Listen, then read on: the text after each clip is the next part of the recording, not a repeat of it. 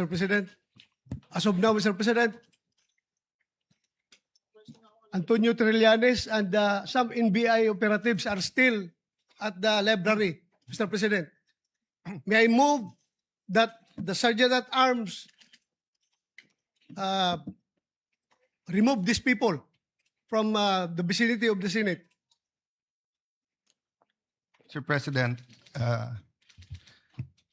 dear colleagues, Senator Trillanes, as a former member of the Senate, is welcome in the Senate and will of course be given due courtesy unless he has He is part of the harassment, unless Mr. he is President. part of the harassment. So Kasama niya. you gave me that Siya answer. ang nagkuha sa Yes. NBI na harangin ako dito.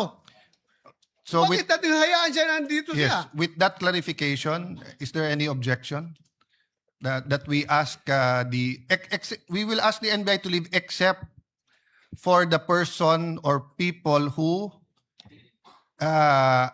assaulted you, because in my view, our legal should bring them for inquest because they were caught flagrante delicto assaulting a senator in our premises.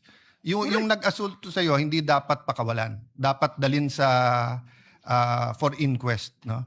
Yung kung walang kilalaman na nandito at wala silang official business dito, may motion ang Senator Bato na paalisin sila sa Senate. Is there any objection? Mr. President. Yes, Mr. President.